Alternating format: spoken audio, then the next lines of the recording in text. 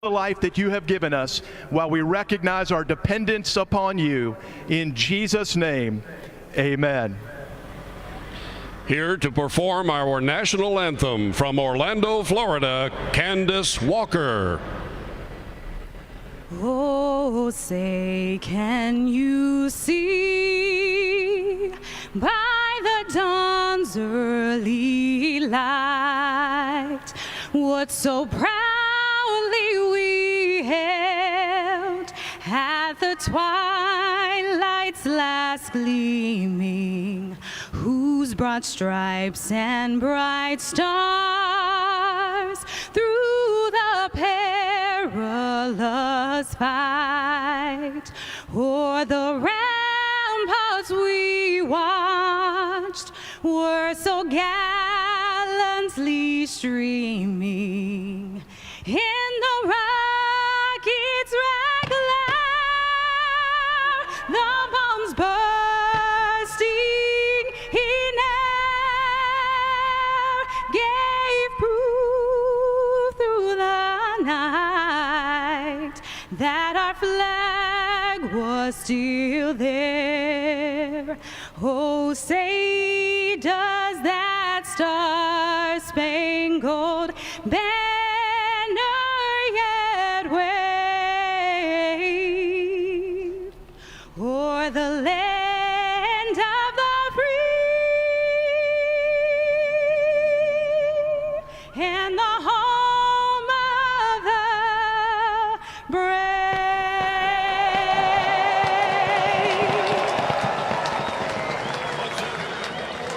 Chase Elliott starting 19th today. Tomorrow he starts from the pole in the Daytona 500. Right now, all about Xfinity. We drop the green flag next.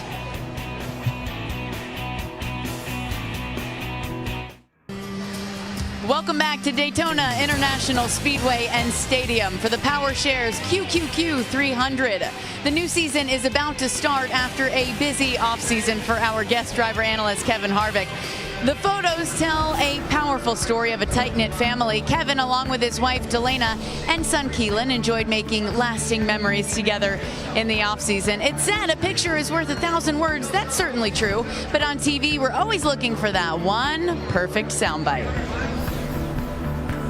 I'm gonna be watching Pops. Good luck, Daddy. Don't be nervous. Oh my goodness, he is too cute for words. Let's bring in Keelan's dad, who is with Michael Waltrip and Adam Alexander in the booth broadcast. Kevin, you have to make Keelan proud. Are you ready to start the new season with us? Yeah, that's a different kind of pressure when you put him on air and you don't tell me. So, I think as you look at that, it definitely, you see how much of a family atmosphere this sport is. I'm not the only one with my son or daughter in the infield down there. So it's a lot of fun to see all the kids playing around, and that's what NASCAR racing is all about. But let's face it, it's opening day. We're all excited about what's going to happen here, and we're at Daytona. We know at this place, if you're in it, you can win it. But the Xfinity Series now has a chase. If you win today, Kevin, you're going to the playoffs. Well, and you look at last year with Ryan Reed winning this race, he would have been in the chase. And the way that this chase is measured, you need to be in the chase to make your sponsors happy, to make your team happy, to keep your contract and to keep yourself valid. You need to be in the chase, and winning this race today would put you in the first slot available. Well, and you also, these guys are going to be racing harder than ever. Daytona International Speedway's not only built this wonderful stadium for the fans to enjoy, they've also made some improvements to the track. Drivers will be racing hard because watch this, Kyle Busch into the grass, into the inside wall, broke his leg, and he was hurt. Last night, same scenario, a guy goes spinning off the track, but watch, Peter slides on the asphalt. He also slides further into the asphalt, and you see this safer barrier he was going to hit? That's a different angle completely than Kyle Busch hit just a year ago. The improvements work. These drivers are confident, and they're going to be going for it. And it's just about time for those drivers to go green. Let's go trackside now and get the command to fire engines at Daytona. And now, for the most famous words in motorsports, please welcome your Grand Marshal, Managing Director for Invesco Powershares Global ETFs, Dan Draper. Daytona, let's make some noise! Drivers, start your engines!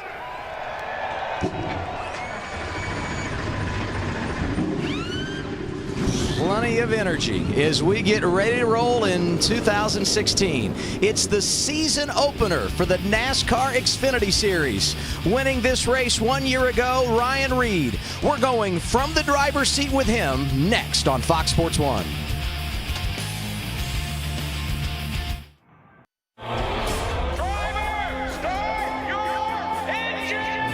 One of the great venues in all of sports. Let's get down to business at Daytona. We all know this is the biggest race of the year. It gets more intense and the pushing and shoving gets harder and harder. The big one at Daytona. A horrific crash.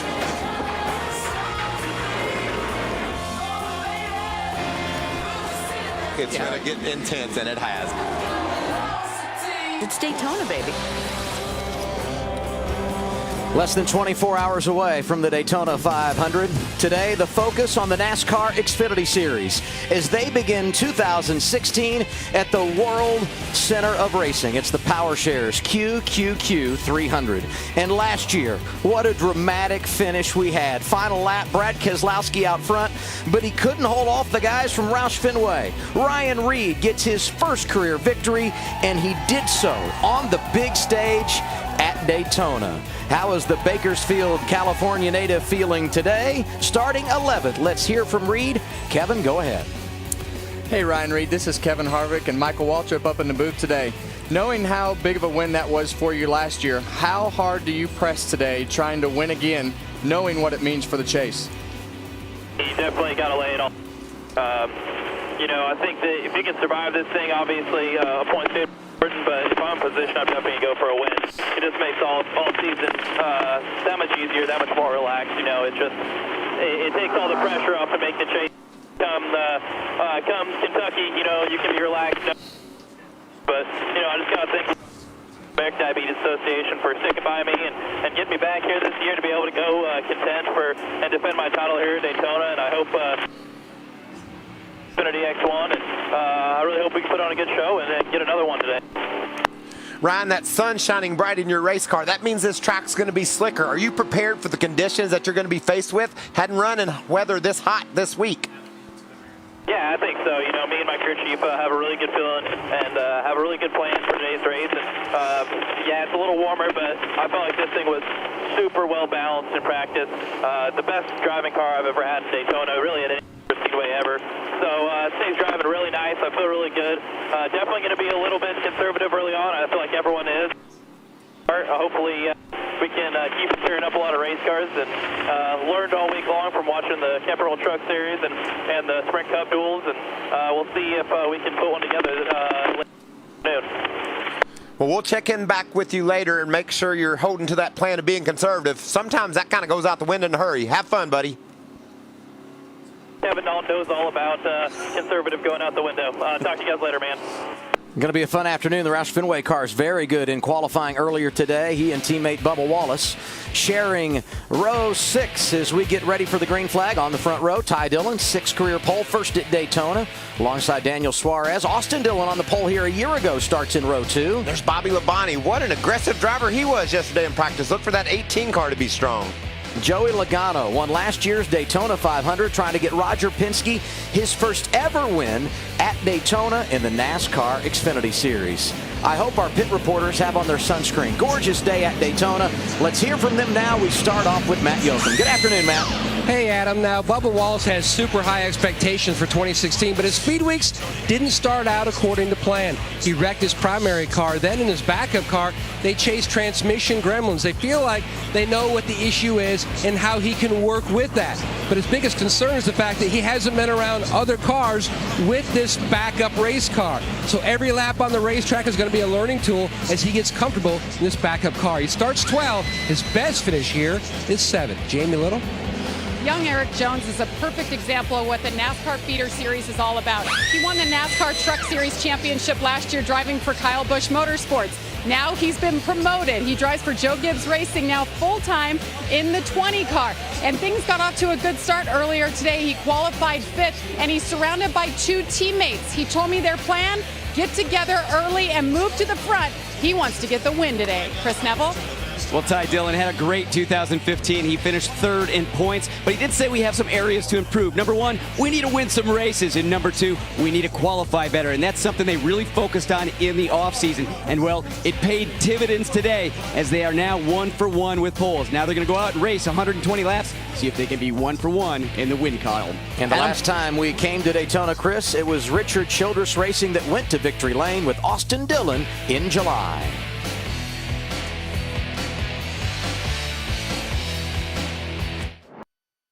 Everybody has a shot to win the championship, but besides winning the championship, have some top 15, top 10 runs, get another top 5. Say you won 5 or 6 races. I want to make the chase and stay in the chase. Hopefully make it into the chase. Hopefully just keep on improving off of last year. I think that's a really big accomplishment.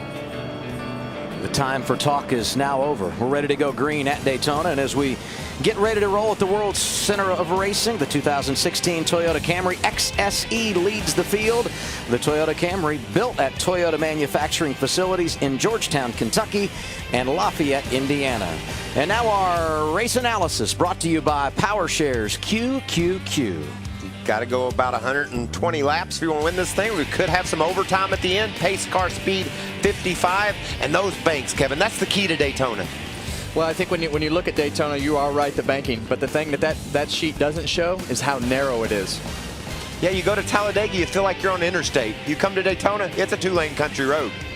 So Ty Dillon won the pole, chose the outside lane. That puts brother Austin behind him. In fact, if you look at the outside and the inside lanes, we've got all the Joe Gibbs guys inside, RCR guys outside, 1, 2, 3. Plenty of drafting help out there. That's just what we need, a tie for the lead, and that's what we're going to have most all day long. Who do you like, Kevin Harvick, to win this race? I really like how Austin Dillon has progressed, and I think his record, when you look at it, especially from the Xfinity standpoint, here at Daytona really speaks for itself. So I'm going with the 2 car. Michael? I'm going to take the car with 2 2s on it. Joey Logano. First time we raced here, 1982. Dale Earnhardt went to victory lane on that Saturday afternoon. It would be appropriate if Ty Dillon took the 3 car to victory lane today. 2016 underway at Daytona.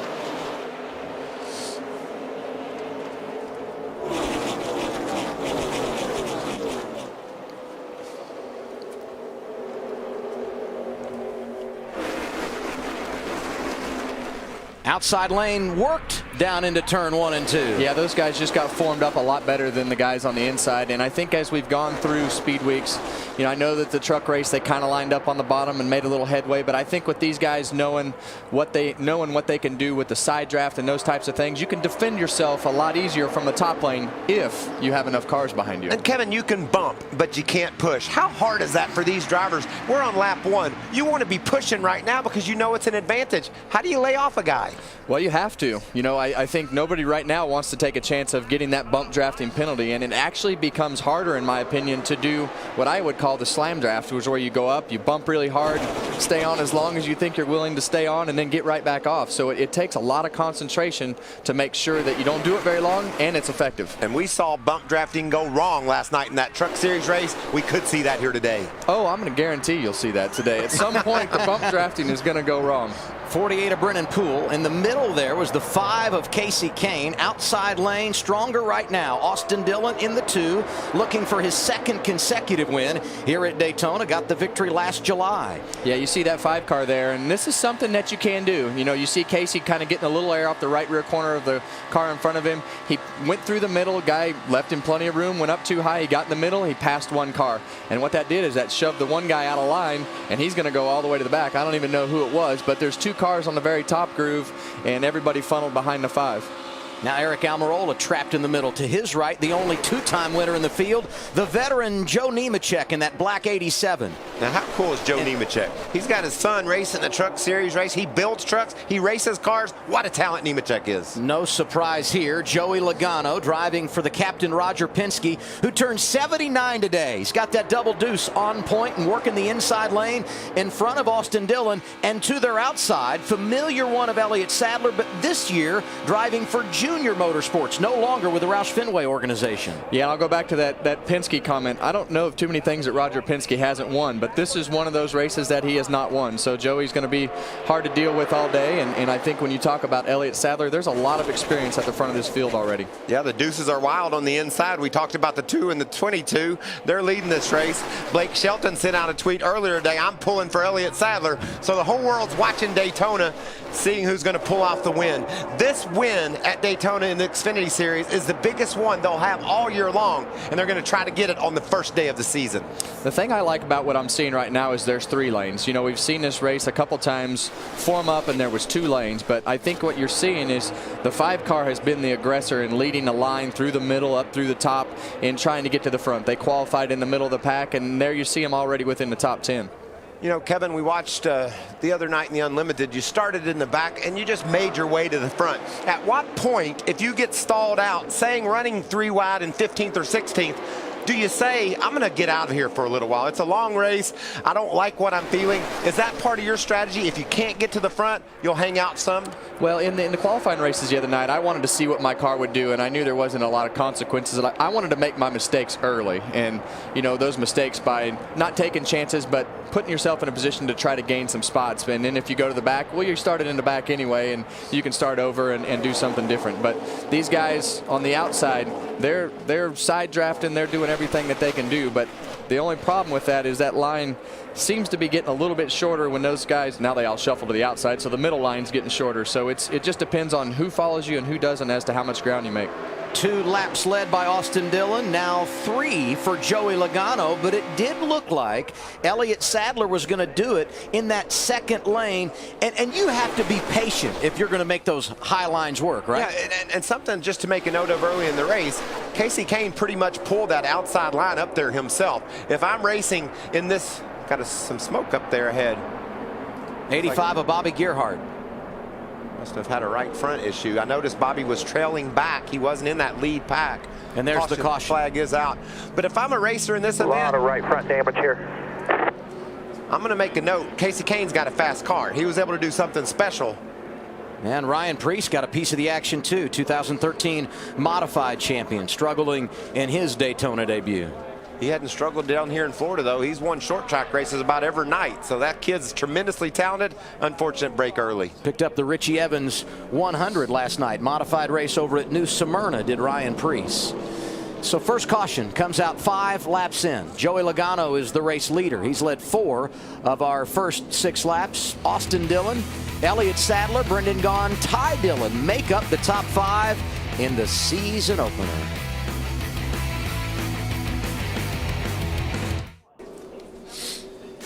First caution of the day, Anthony Kumpen, Ryan Preece, Bobby Gearhart, all involved. We're only 6 laps in, but at Daytona, as odd as it seems, track position has become a huge key to the game, and with that, already some drivers electing to come down pit road, get out of sequence, and open up their options. I like that, Mike. I think as you open up those options and you have some more caution laps here, you know, you got a 40-some lap fuel window, and I think when you open up those options and you can take a chance and get out of sync, I think you just are in a better spot.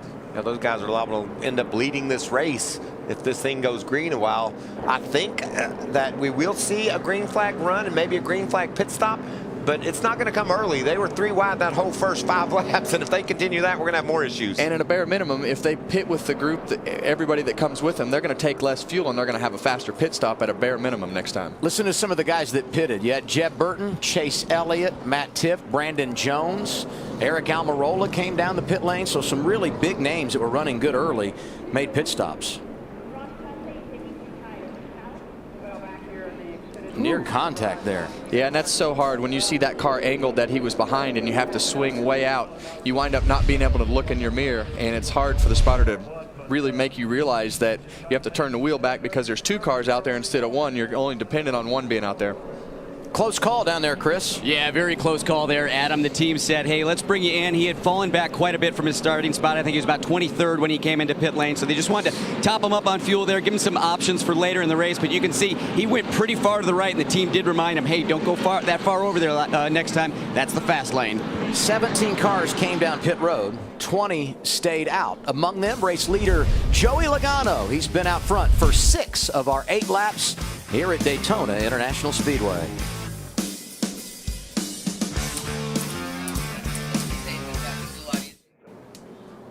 Half a lap from going green at Daytona. The race leader is Joey Logano. Sam, what's your thoughts on that draft, just picking the lanes and stuff? Yeah, I'm trying to decipher who gets the better, because at first I'm looking for contact, or they're not being very aggressive on the contact, so it's going back to the bubble and watching who gains the most. So they're both strong, you know? Have your choice. They're both good. They're both good pushers. Logano decides to take the inside and get down in front of Elliott Sadler. And also, as you pointed out, still learning as we go. He's gathering information, and he's going to find out exactly whether he wants to be on the bottom or the top. But you see him get out there like that, and he's hoping that he can get some help from behind, but he didn't. So he moved up and had a good start and blocked the top. Well, we saw that last night in the trucks race with Johnny Sauter. 2's clear. Watch where it slip down. Start easing down. Start easing down. Still with you. You and him are both clear. He's off of you now. He's off of. That's Tad Boyd, the spotter for Joey Logano, helping walk him through the traffic here on the restart. And these guys do just what you Cup drivers do. They go in front of the line that's getting the momentum. Logano is in front now. He's good there. But you watch, if that outside line makes a charge, he won't be shy about popping up there in front of Blake Cook, who's coming on from the 3rd spot. The only hard part about these cars is you've driven them too, but I feel like these cars get connected easier, and I feel like they come at you faster than a Cup car. And I feel like you can't slow them down quite as much with a block and disturbing the air like you can the Cup cars. So it'll be interesting to see how aggressive that blocking is based upon how fast the car is coming in the other line. Jamie, Joey Logano is leading, but he is working hard on track. He really is. You know, he has a different crew chief this year, but that's not slowing him. Yesterday, when he got out of this car in practice, he said, I feel like Dale Earnhardt Jr. I can put this car anywhere I want. It has so much speed. He also told me he planned on leading this race start to finish. He isn't sure all the guys around him, so he wants to be sure and stay up front. And you mentioned that new crew chief. It's Brian Wilson, who's an engineer with Brad Keselowski on the 2 when they won the Sprint Cup Championship. He brings some great credentials over to the NASCAR Xfinity Series. And one of those drivers that came down pit road on that first cycle, the 88 of Chase Elliott, Matt. Now, Adam, he said that the car really pushed when he wanted it to, so it was a good pusher. He mentioned everyone was really overall pretty aggressive that first run. His car, he was very pleased. Now, they took 0 tires, just fuel. It just really opens up a lot of options for them for later on. But he's working his way back, already knocking on the door of the top 10, despite the fact he made that pit stop into Bobby Labonte, and they're out of shape on the back straightaway. That's Jeff Burton in the 43 sliding through the grass. Second caution of the afternoon, and Bobby Labonte also gets turned around. And that was just a chain effect. You could see those cars start to check up there, and as it got 4 or 5 cars further back, you know, they started spinning out just from the, you know, the force of the cars. So, yeah, I'd like to see how that started for sure. You talked about the bump draft would go wrong. Yeah, that didn't take long. It doesn't take much. Saw the 43, the 18. We identified them. Also saw the 48 of Brennan Poole running for Rookie of the Year out of the Chip Ganassi stables. Another car to pit road, Kyle Larson in the 42. He has issues. Brandon Jones had that grass on the grill. Eric Jones with problems as well. He's got some damage on the 20 car. See the right rear torn up there.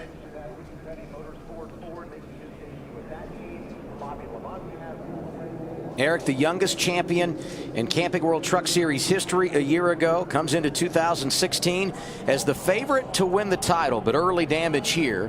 One of the at least 5 cars involved in our second incident of the afternoon. Yeah, and I didn't think there was quite this much damage. I saw the 18 car go up and hit somebody, but I didn't think there was that many cars with that much damage. But that 18 and 20 car torn up pretty good.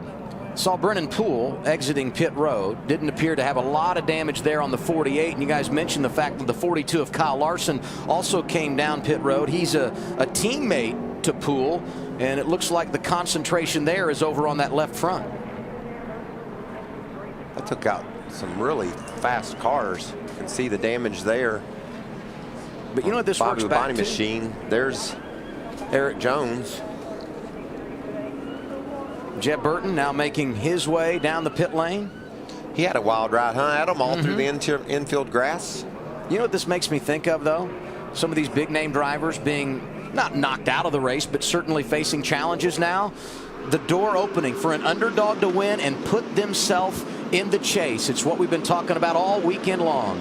Pit stops coming here at lap 13. Let's go to Matt Yoakum. Shane Wilson told Brendan Gaughan, if the car's in front of you pit, you hit pit road. They're going to do a slight adjustment and fuel only for the 62. Jamie. Joey Logano said the balance is good. They made a chassis adjustment waiting on fuel. The one of Elliott Sadler, quick stop fuel as well, Chris. Austin Dillon a little bit hot into his box. He slid through into the box in front of him. So a little bit longer stop there. No tires, just fuel. Joey Logano first off pit road in front of Ty Dillon. Our pole sitter picked up 3 positions. Elliott Sadler, Brendan Gaughan, and the 19 of Daniel Suarez, the top 5 off pit road. We reset the running order when we come back. Who's that guy? Is that 88? Yeah. 15 laps in for the NASCAR Xfinity Series here at Daytona, and already under caution for the second time. You can see right here, that's Chase Elliott in the maroon car. He's going to get into the back of Bobby Labonte just ahead of him. But you see the gap here, Kevin. That gap is wider than what's ahead. They start backing up ahead, checking up. Yeah, it starts up here with the 2 car. It looks like he's backing up trying to get a run so he can stack that lineup. And as it got 5 or 6 cars back and that gap closed that you were talking about, the rear ending started getting harder from the cars that had the biggest gap. And you kids at home, that's why you're not supposed to tailgate. That's right. It doesn't work well. And these guys just had the gap close up on them. They couldn't see through the cars ahead of them. And you can see right there, bam, bam, bam. Watch Chase Elliott. All of this happens. He drives through it. Had made a pit stop earlier, stays out here, and now the 88 is in the race lead. Well, and that comes back to the strategy, you know, from the pit stop. I tried to get stopped. I know the 18 came off my nose, but I mean, I felt like I was doing all I could do to get slowed down. Oh, heck yeah, you didn't have a choice there. That was evasive to the best of your ability. And that stuff just happens so fast. You can't see what's going on that far up, and all of a sudden the checkup gets worse and worse and worse, and it just winds up being somebody who has to take the brunt of the blow. And it looked like the guy that took the biggest hit was one of our championship contenders, Eric Jones. He went into the outside wall hard. That car was damaged with the suspension, I think. Here, the 42, Kyle Larson, he's got some damage on that left front. But I don't think in the draft that car will ever know that, will it, Kevin? I don't think so. But I think the 20 cars got big trouble, and I think as you look at everything, it's big damage. Aerial coverage provided by Goodyear, superior performing tires to face challenging conditions on the track and the road. Goodyear, the official tire of NASCAR. Ryan Reed, one of those drivers that had pitted at lap 7, originally looked like he was going to stay out, perhaps ran over some debris. They have since decided to come down pit road, so he will cycle out of one of those spots up front. Chase Elliott is the leader. Eric Almirola, another one of those that stayed out, will restart second. Matt Tifft in the 24 car restarts third alongside his teammate Dakota Armstrong. Ross Chastain completes the top 5. Those names up there, not ones that you would consider favorites for the championship, maybe even to make the chase, but in position so far to make some noise. Well, Kevin called it earlier. You get out of position, you get off strategy from the other teams if you're going to make something happen, and that's what some of our leaders have done. The single car that's left on pit road still working on their car, Eric Jones, everyone else has driven away. The complexion of the race, the championship, the outlook, all changed in one lap. You got the guy who's the favorite sitting on pit road, and the rest of them coming to the green with a few guys up front that we really didn't expect to see there 5 minutes ago. 35 cars on the lead lap. We'll get the green flag as we complete lap 17. Chase Elliott in charge of the field. One of those guys, Kevin, is Anthony Kempkin, and he's from Bruges, Belgium. I don't know much about him. This is where Dr. Evil's from. That's all I know about Bruges. You used to hang out with him? Is that right, Michael? I've been there a time or two, but look at Anthony. He's making a move on the high side, trying to make something happen. These guys can smell a lead at Daytona, and nothing's any better than leading here. Yeah, and here comes Austin Dillon through the middle. I think you're going to see how many lanes are available, and if you can get to the front, because you've got the 3, the 2, the 22 that have been up in the front of this race, the 1 car with Elliott Sadler, and you see the 3 up on the outside leading the charge. So it's going to be fun to watch those guys try to get back to the front. You know, you talk about you don't want to get stuck in the middle. Did you see what the 22 of Logano did? He pulled to the middle and tried to push that lane up to the front. So he chose to be in the middle. Ty Dillon won his first Daytona pole earlier today. Haven't said his name a lot since we went green, but he is making it work in that outside lane, pulling them to the front. I'm nervous. You know, when you see 3 wide and you see some guys up there that maybe hadn't raced up front like that, and then you see the pack of wolves coming that want to get back to where they were before the strategy came, sometimes that can breed trouble. And what about the mix of youth and experience in this lead draft? Ty Dillon shot out of a cannon. Man. That's an RCR freight train. Brendan Gaughan behind him, and then Austin Dillon, who's been successful early. Yeah, you see Austin Dillon right there to get that 62 up there. That was a good example of a slam draft. He hit him hard, hit Brendan Gaughan hard. And there's that 5 car of Casey Kane. He's now made his way up to the top 5. We know how fast he is. Kevin, I get it. You're nervous. I did this last night for the Truck Series. I sweated for 2 hours. I'm a little bit calmer now. I feel you, though, bro. Man. You see it up here from this perspective, and you're seeing the cars move around, and you're seeing the guys that you don't really know who they are, and you're seeing the guys that were up there before pushing and shoving, and you're just waiting for something to happen. Does it ever make you wonder why you want to go out there and do that tomorrow? It looks a lot more insane from this view. I feel like I'm a lot more in control at times than it looks right here. Things have changed a lot for Logano. He was leading and just completely looking out his rearview mirror. Now right in the middle of a 3-row draft. And he doesn't want to be there. He wants to get to the front as fast as he can, because in my opinion, that's the safest place, and that's where he wants to be. And he's in the absolute worst spot you can be in right now. And he also looks around and sees neither one of these guys, the top 2 lanes, are going anywhere up there. He looks around and sees cars he doesn't know. Still middle of 3. Beside you to your left is the 19. Clear low, clear low, clear low, clear low. Joey's like, I don't know. Yeah, but I like the low option, because where he was in the middle, he couldn't go high, he couldn't go forward, and he couldn't hit the brakes very hard because he was just in a swarm of bees. At least on the bottom, he's got at least one option to go if something happens and get on the apron and get out of the way. In the middle where he was no man's land. Brendan Gaughan did get out front, lead a lap. And now Austin Dillon back on point. He slid down in front of Gaughan. What's going on in the 2 camp, Chris? Well, Adam, during our first caution, Austin Dillon was behind the pace car, and he said in second gear, he said his car felt a little bit strange. He said it was lugging a little bit. The team told him, don't worry, everything's going to be okay. But then when we went back to green, he had this to say on his radio. That caution happened. I was running behind the 22, and halfway down the backstretch, man, it was like the motor just stopped. It was like I got side drafted real hard. I don't know why. I was in line for the 22. It just, I don't know, it sounded weird, different. While you were talking there, our 3rd caution of the afternoon, Chris, for the 90 car of Martin Waugh. He was running 29th deep in the field. Incident happened over in turns 1 and 2. You know, last year we started this race. First 80 laps, caution-free, had a cycle of green flag pit stops. In fact, it was the 2nd round of green flag pit stops that brought out the caution. Already yellow flag number 3. Yeah, and that's got the looks of a tire going down. I'm sure from the wreck or something, there was some debris on the track, and he just cut a right front tire and got in a wall. On board with Ryan Reed, who was back there after making that pit stop moments ago. Oh, he got loose somehow. Yeah. Must have been contact. Coming down, coming down, coming down. You're up top, clear high. Caution's out. Close call for Blake Cook and others.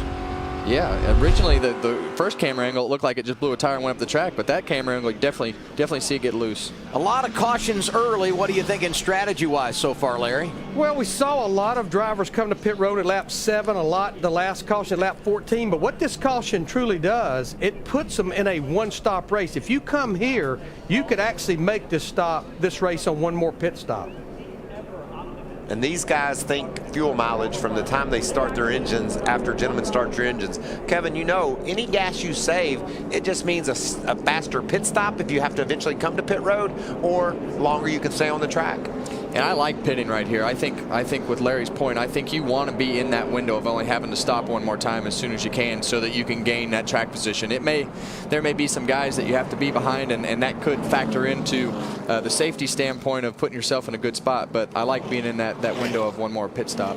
Just a couple of weeks ago, we found out Jeb Burton was coming to the NASCAR Xfinity Series full-time, driving for Richard Petty Motorsports. Bad break for him on that last caution when he had to go down through the grass, lost a lap. But with this caution, our third of the afternoon, he's gotten the free pass, so put Jeb Burton back on the lead lap. That will be 36 cars in that position when we go back under the green flag. Such a giving sport. We care. You know, we want to make it easier for people to get back on their game. We're giving Jeb that chance. You know, we've not seen a full agreement yet in regard to strategy under those first couple of cautions. Percentage-wise, what do you think? It looks like a lot of them are going to stay out. Now they start breaking for pit road. Looks like 50-50 thereabout. Chase Elliott peeling off. What's happening there, Matt? And Dave Ellis told him, if a lot of cars don't come, we're going to get tires, but if we do, now he's blocked in a little bit. They're going to have to back him up, losing a lot of time here on pit road. Jamie, still here. And the 98, Eric Almirola already pitted once and took fuel only. They were going back and forth whether they should pit or not. It's a 4-tire stop, and they'll take advantage and fill it up while they can. Blake Cook among those electing to come down pit road for service at lap 23. Brandon Jones doing the same. This could be the last time that car will get tires on it. I mean, the tires haven't shown anywhere, so maybe that was the determining factor on making that pit stop for Almirola. What about the rookie out of Atlanta, Chris? Well, it looks like they're trying to repair some damage on the nose of the 33 car. No tires. They did do a chassis adjustment, but we can see the team trying to work up on that left front corner. Matt? A big miscue in the 88 pit. Now, David told Chase that if a lot of cars don't come, we're going to take tires and really pack that fuel cell full of fuel. But when all of a sudden he thought they had enough, Chase started to leave. Dave was calling him back in. The guys then went to work and changed the tires. He's got 4 tires, and he's got a packed fuel cell full of fuel. So they're right on the edge of their window, like Larry Mack mentioned. But he was one of those drivers that pitted on that first cycle, lost some track position, but very quickly drove his way back up toward the top 10. So far, the spectators at Daytona with plenty to watch and enjoy.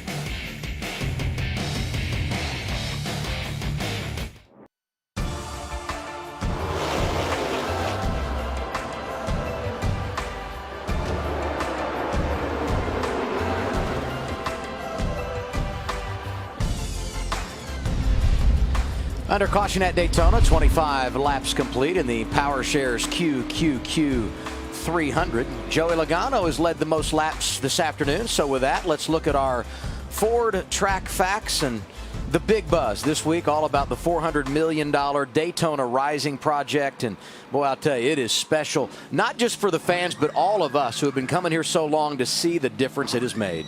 Well, I think when you look down below us and you see people with their feet up on lounge chairs and sipping on drinks, you got the guys. I think isn't that the guys, the pilots for the Blue Angels, right? That is right there, right below us. It's like the whole atmosphere of the whole racetrack is different, and really the whole attitude of everything around here. I haven't felt this since 2008. That's the last time I felt like this coming to Daytona. I just love it. I saw someone drinking wine out of a glass instead of a box. Yeah, that's the first time that's happened here at the races. And if things don't go good here, we have a full bar right next to us too in the next suite, so we can make our way over there. I've been accused of driving people to just that, driving people to drink, but hopefully you can hang in there strong, Kevin. On more than one occasion. Let's get an update on Chase Elliott, Matt. Now today he's competing in number 88, but his new number for 2016 is 24. And to better acclimate himself to visually seeing that on pit road, he's got his Sprint Cup pit board sign down low and up high. So that way when he hits pit road, he can just get used to seeing it time and time again. And Kevin, you've competed with so many numbers. It's common for you throughout the course of the season. Is that why you went to just one common looking sign, the Fireball? Yeah, I have a fluorescent yellow smiley face that I use as the pit sign, and mainly because, you know, my sight is probably not as good as it needs to be, but having the consistency in that pit sign is very important to be able to pick it up before you get to your pit box. I think it's comforting that you're questioning your vision the day before you go out and run. Go ahead and say 3 wide in the draft. Say I'm old. Hey, I'm older than you, so I can't give you a hard time.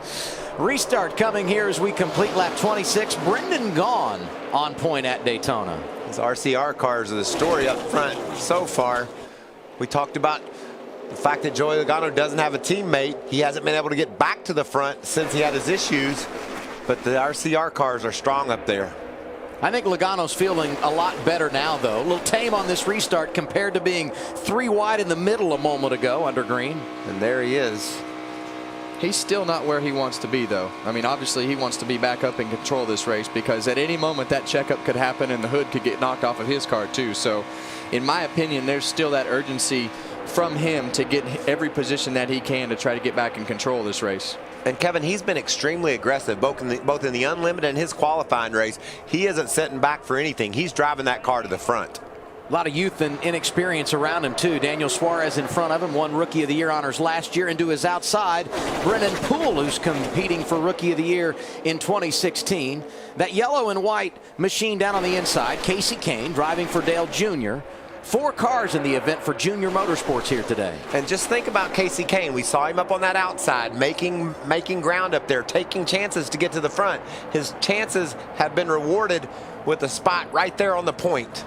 And this is what Logano wants. He wants to be the first car in a line of pushers. You see him duck to the middle right there.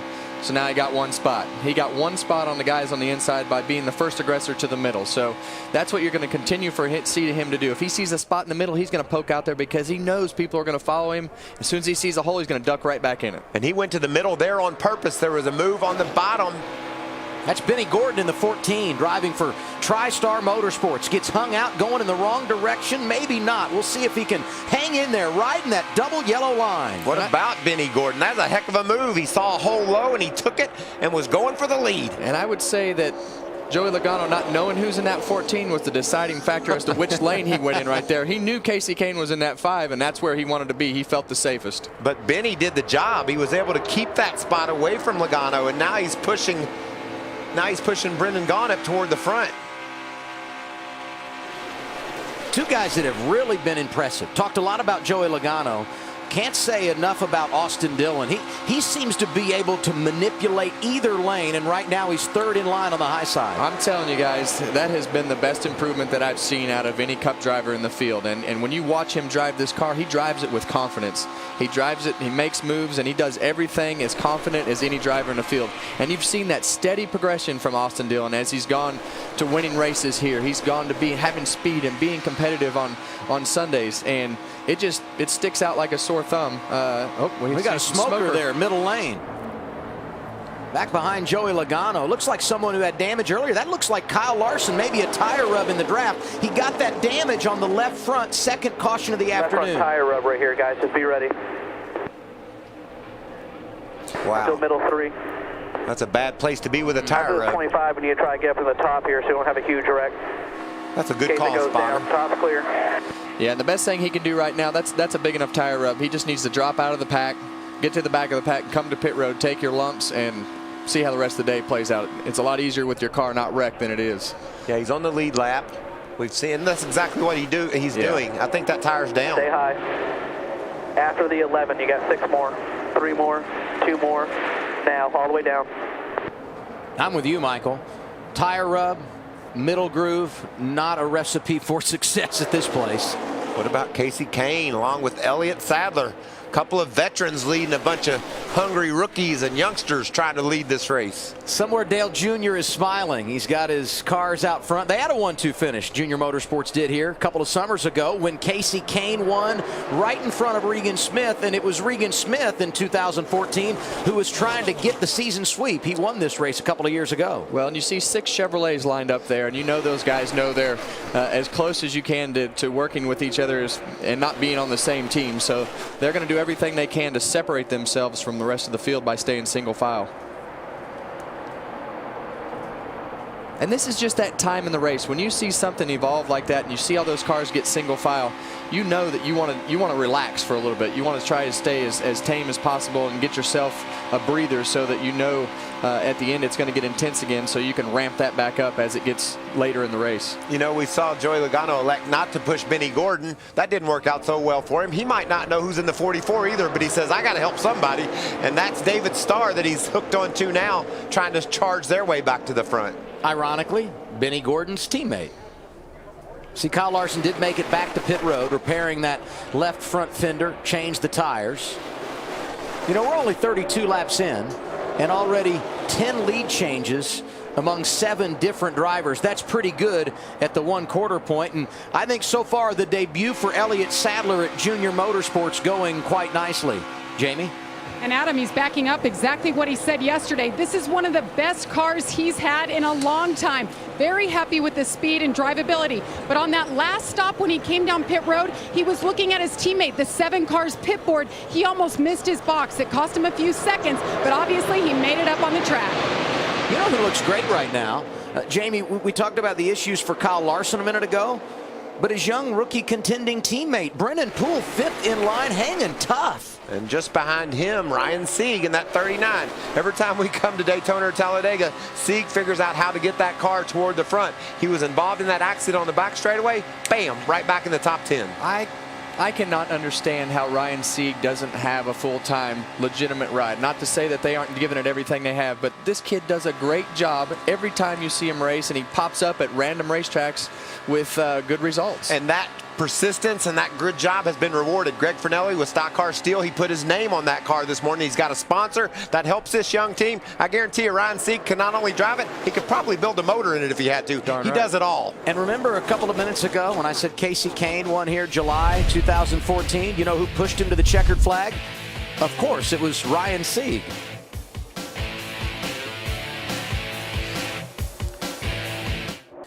Geico is unveiling 2 new custom bikes to honor 75 years of Daytona Bike Week. Geico, over 75 years of savings and service. 38 of 120 laps complete for the NASCAR Xfinity Series here at Daytona. Casey Kane, the race leader, been out front for 9 circuits. Behind him, Elliott Sadler.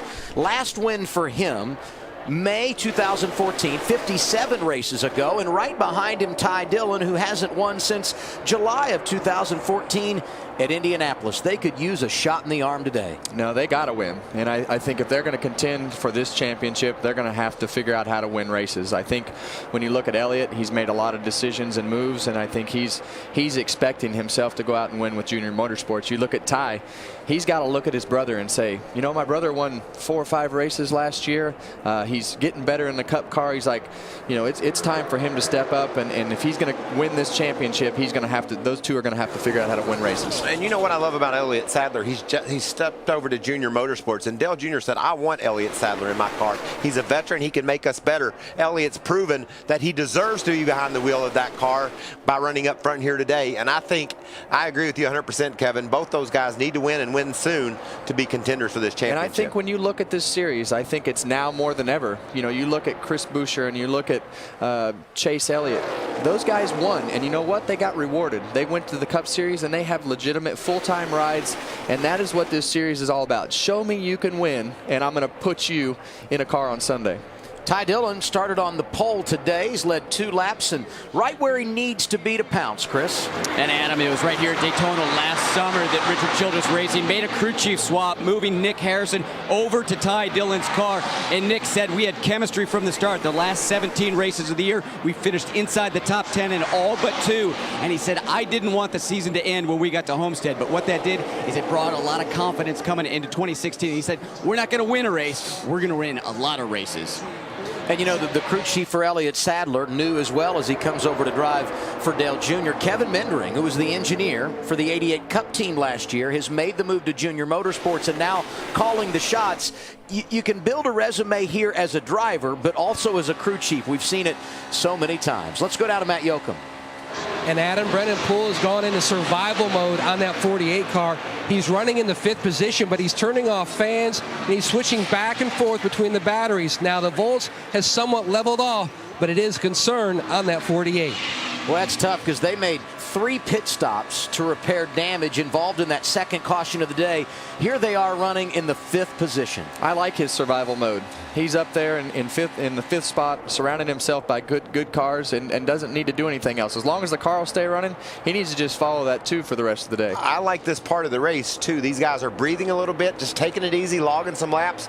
And it makes our job a little bit easier too. You don't have to be on the edge of your seat wondering when one of them's going to mess up. I'm really interested in this outside line though to see what Joey Logano can do pushing David Starr. How far can they get up there? They've been sort of stalled out, Jamie. They're not making a lot of progress. And you can imagine he's getting pretty frustrated with it too. He was just warned by his team. There is a rule you cannot lock bumpers. Stay off of them. He said, well, then we're going to fall to the back. So he's getting frustrated trying to get around David Starr so he can make a move toward the front. But this is what we talked about earlier. It's crazy, but track position has become a cornerstone of success here at Daytona. Well, and he's in a unique spot just for the fact that the 44 car probably doesn't have the single car speed that it is, but he's done a good job, David has, of putting himself in a position where he's surrounded by good cars. He's up there in the lead draft, but he doesn't have the ability to lead that outside line because it doesn't have the raw speed in his car, even with Joey behind him, to try to make up ground. Joey is 9th, the first Ford on the board. 6 Chevys at the front. Second in line is Elliott Sadler. The speed of the car was good on speed of it. Just got to keep the handling where I can be aggressive late in the race. And Kevin, that shade down there in 1 and 2, that certainly helps. Any sunlight on these banks, it just makes it slicker. So that will help them down in that end. But you have to be able to dive to the middle and make abrupt moves. And if you're loose, you can't do that. Frustration in the pack. Joey Logano at one point had led the most laps, but right now struggling to get back to the front.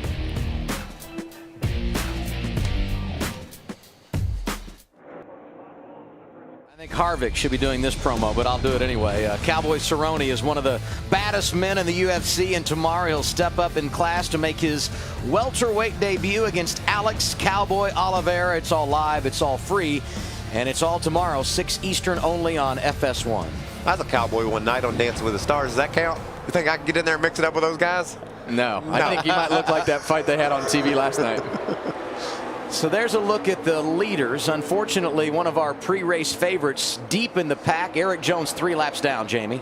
Yes, it happened early. High hopes. The last time we saw this guy, he was holding up his championship trophy in the trucks.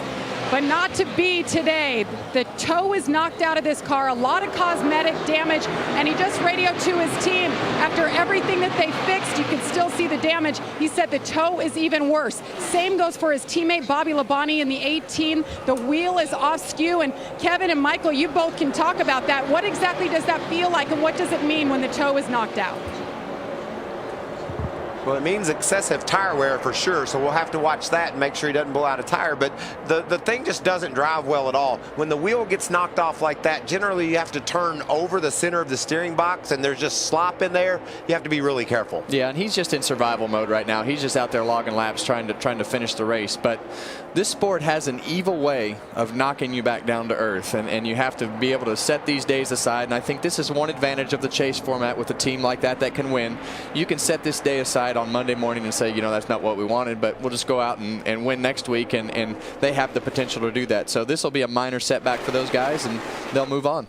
And the good news for Bobby Labonte, as of now, he's only the 1 lap down. We get a caution. He would get the free pass and get back on the lead lap. This lead pack is kind of strung out a bit more than I thought we would see, and you can see a guy that's recognizing that up on the outside. There's Logano again trying to make the move. He's going to get a break here with some of the guys going around the lap car. That outside lane's rolling up. And we're closing on a cycle of green flag pit stops. We'll have those when we return.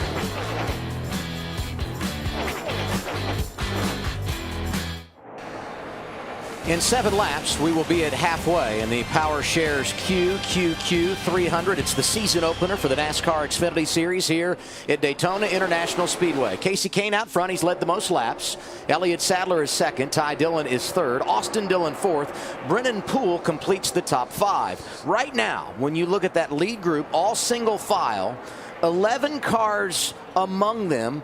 The end of it, the caboose, the 7 of Justin Allgaier making his debut at Junior Motorsports. I think a real good fit. Going to run full time for the championship.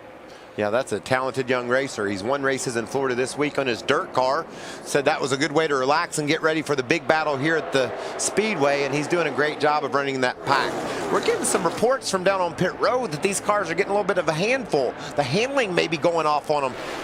Heard that maybe Joe Nemechek said this place felt like it did 20 years ago with the slipping and sliding. So that'll be interesting as we try to see who's going to get an advantage after these pit stops. And that usually means the front end starting to not turn very well as you get to the center of these corners. The car wants to go up the racetrack, and I think that's why we're seeing this separation. Is there's some cars having to lift. So I'm already nervous. Even though these packs are smaller, I just always get nervous for these green flag pit stops. Well, we watched it in the truck race right here on FS1 last night. Everybody knew they were pitting.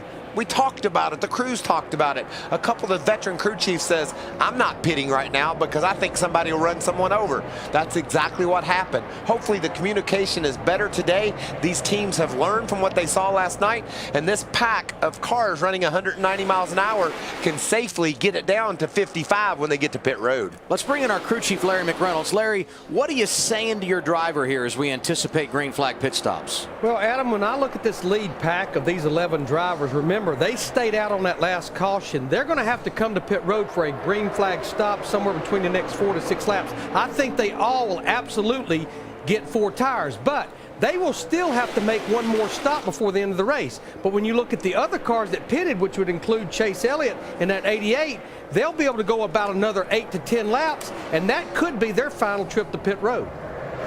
Going to be tight for those drivers trying to put themselves in the proper window, and something we talked about earlier, managing strategy so you're at the front of the draft when it's time to come run for the checkers. Those smart minds down on pit road can make any race into a fuel mileage race. They can stretch and they can figure out a way to get in a window that you didn't see coming, and that's exactly what's happening down there right now.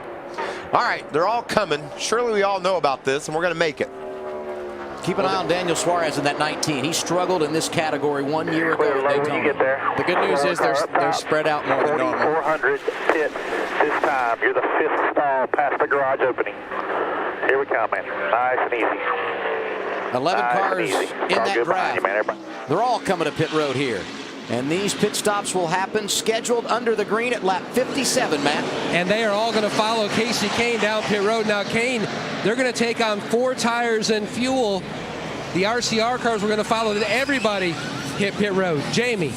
And Elliott Sadler found his pit box just fine this time. 4 tires, air pressure adjustment a little tight, off 4 is all he said. Chris? Jamie, I've heard a couple drivers talking about the car being nervous in the dry oval, others saying it's a little tight up in the banking, but Ty Dillon saying he's got a great car, going to be 4 tires and fuel on this stop. Opting to just go with 2 tires on this stop. Couple of different schools of thought as these drivers make scheduled green flag pit stops just shy of the halfway point. Isn't that fun to watch when it works out right? That pack come down pit road, everybody trying to get there as fast as they can, differing strategies on pit road. Our leader, Casey Kane, just 2 tires on that car. That's too fast. I don't know who that yellow car is, but 93 is Scott Lagacy, I believe. Way too fast on entry. He's a road racer. John West Townley going to get service. Won the ARCA race here 1 week ago. So all that cycles through and puts the old veteran out front. Joe Nemechek in that 87. Can't say enough about front row Joe. Let's go back and look one more time at these drivers executing the plan coming down the pit lane from our Goodyear blimp. And while they all know, they also think that they can get there a little bit faster than the guy ahead of them. And that's why you see guys spreading out, trying to take advantage of getting pit road faster. What a move by Logano. He pulled alongside a car. Gosh, that does look nice. Yeah, it's fun, isn't it? when they all do it right. Got to report the 44 of David Starr, too fast exiting. He will have a pass-through penalty.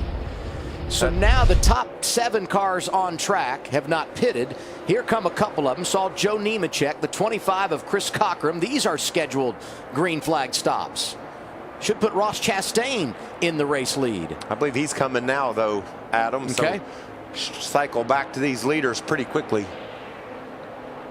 And the longer that you wait right here with a small pack or have to move out of the way to try to get yourself in position to pit, and you see this lead pack that already had the most cars and was pulling away from everybody, you're just getting further behind. So you're better off to try to pit with a pack or get back to a pack, because this lead pack is formed and they are getting further away as we speak.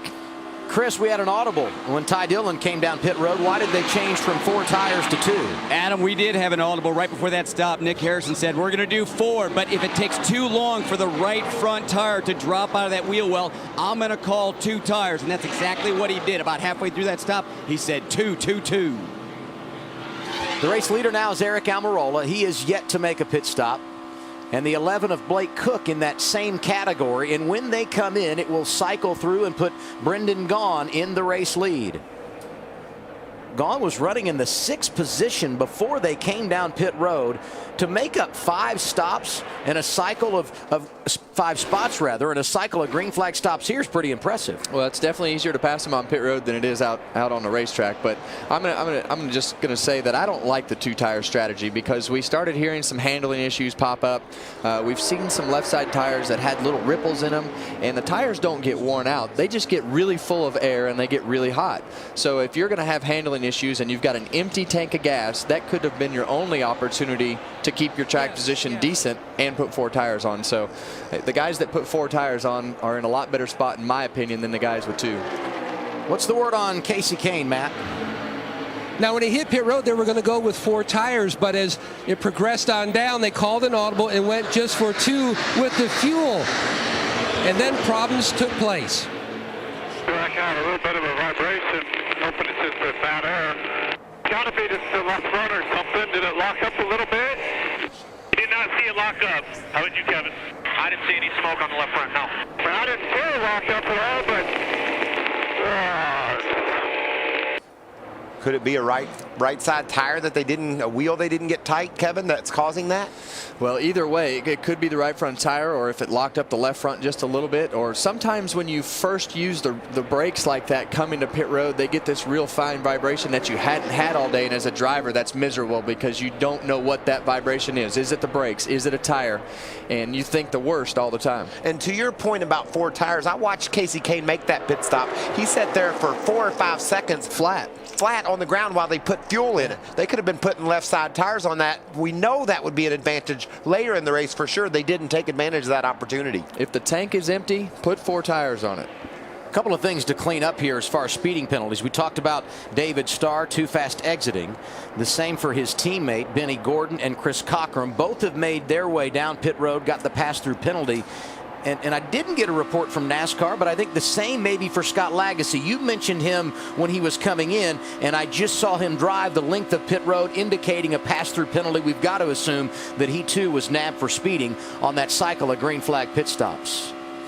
Now, right now, it's Eric Almirola leading. He's got Blake Cook right behind him, but they've got to come to pit road soon, Jamie.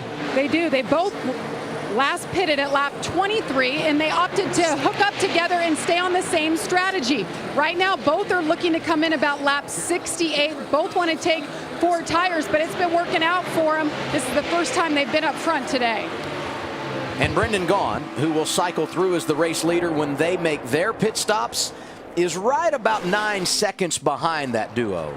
Well, the problem that Almirola and Blake Cook have, they're losing a second a lap to the guys that are formed up. So they are laying their bed that this is going to come down to a strategy race. And unless there's some debris or something that happens to get on the racetrack, the field is really spread out. So that could be a possibility.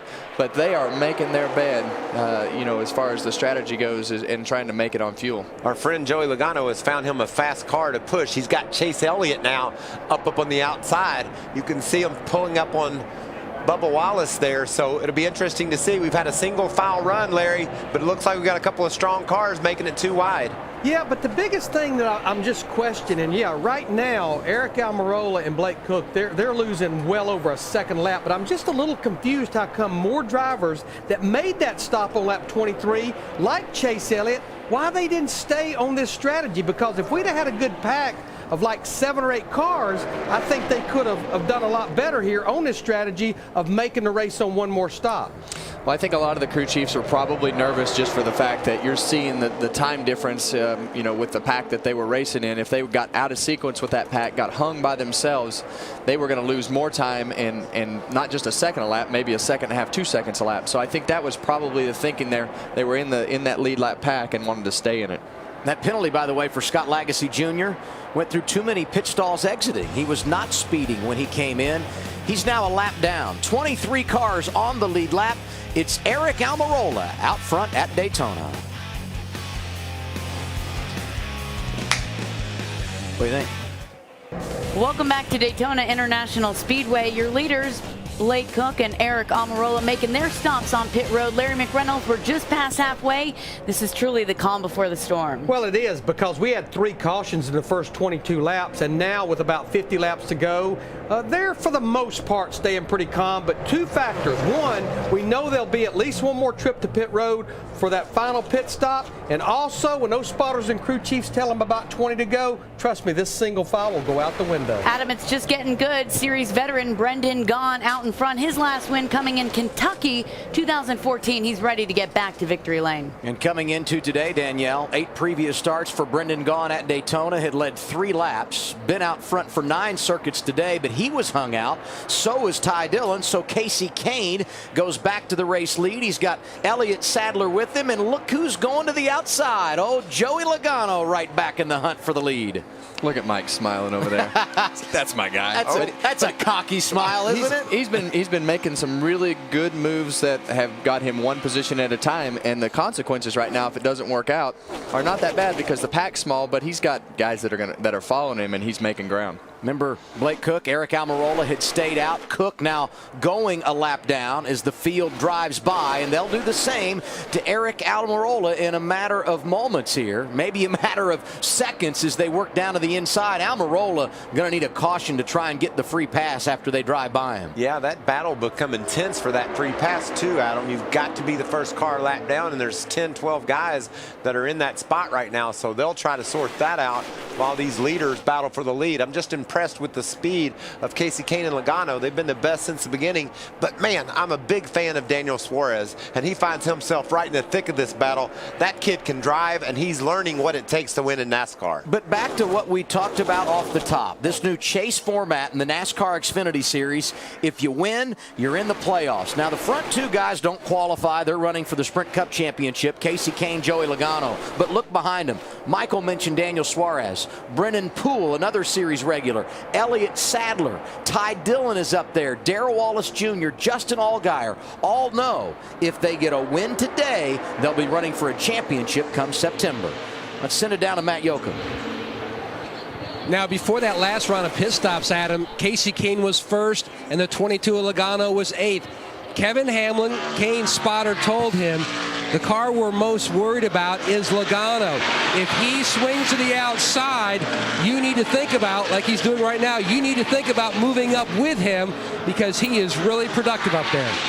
Yeah, you can't do anything about that. He's just so fast, Matt. He just drove up on the outside of Casey, just like they did to Suarez before that, and leaves them hanging in that bottom line all by themselves. That's impressive. Not good for Brennan Poole. Perhaps those battery issues finally biting them. They were running in the top 5. This would be an unscheduled pit stop for that DC Solar Chevrolet. Man, I hate that too because he was having a really good day and just putting himself in a solid position around solid cars. What's the word, Matt? Just losing too much power. He couldn't take it any longer. He had to hit pit road. They're changing the battery now. Look at Chase Elliott. Had those problems on pit road. He's right back in the mix. Ty Dillon behind him. And the final car in the top 5, Darrell Wallace Jr., crashed in practice yesterday. He's in a backup car.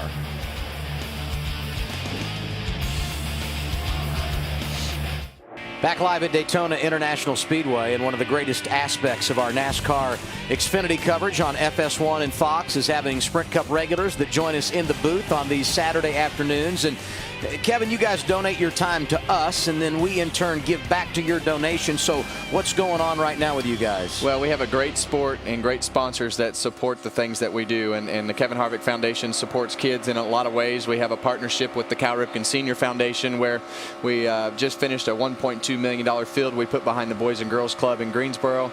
We're getting ready to open the renovation that we did at the Boys and Girls Club in Bakersfield with another field with the Ripken Foundation in Bakersfield when we go on our West Coast swings. So lots of good things and doing a lot of things for kids, and that's one great part about our sport that makes you feel good. And this December, the fundraiser is going to be, we're going to have a big fundraiser too, right? Yeah, we're going to have our fundraiser in December. We're going to have a dinner and probably a surprise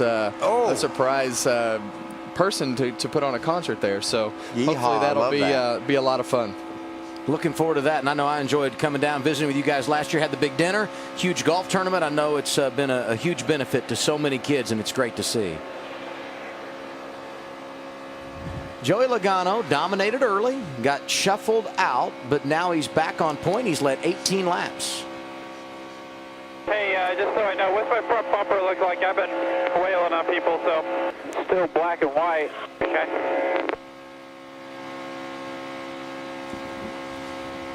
Well, that's wailing on people is a fair way to put it. We saw the 44's bumper was about to fall off. He pushed him so hard, but Logano was persistent, and that persistence, Jamie, has paid off. He's got that 22 up front. Yes, he was persistent indeed, and now that he is up front, he's able to talk to his team, communicate a little bit. They're letting him know his car looks good. He asked him for the next stop to free it up just a scotch. That's because he's got those 4 tires on there, and that thing is sticking. We've seen other guys, such as Casey Kane, he got 2 tires, and Kevin Harvick said that's not the way you win this race. I don't think so. I think as you get deep into this run, I think if you were having any hint of handling problems, I think they're going to show up way early in this run on 2 tires, and usually 2 tires makes the car tighter and harder to drive. And you know what I'm seeing that I love? These guys, even the front 4 or 5 there, they're getting big runs on one another. They could pull out and make passes. They're not doing that right now because they're wanting to just log laps and keep their cars out front. But you can see the momentum they gain. That means an exciting finish lies ahead. These cars are like magnets. It's like we talked earlier. They definitely do get good runs, and they want to stay attached to that bumper in front of them. So the surprising part about what we're seeing again here, you see that lead pack. You got 5 cars up in that lead pack, and now you're seeing that separation from the rest of this pack. And unless those guys get formed up and don't have to let off the throttle and get single file, they're going to have a hard time keeping caught up with the pack in front of them. Casey Kane, Justin Allgaier, teammates working together there in the 5 and the 7. Right behind them, you've got Brendan Gaughan, all of them on the lead lap. The 98 of Eric Almirola is not. Scored 19th now. First car 1 lap down would be really, really big for him if we get a caution, because he would get the free pass and be right back in this mix. As it stands right now, only 19, 18 guys on the lead lap. And that's the interesting part about the free pass. You know, you have this, these are the front 2 packs, and you have the lucky dog race right in the middle of the second pass up in the second pack up in the middle of the leaders. You got agendas. Everybody's got their own agendas. Casey Kane's running some fast laps now, though. Last time by, he was the fastest car on the track. These guys are looking for the caution clock, Adam. they want a caution so they can get back on the lead lap and get involved in this race. We had that last night. That's not in play here today. This green flag run over 45 minutes and closing on 60 laps. You know, last year we started the race with 80 consecutive laps under green.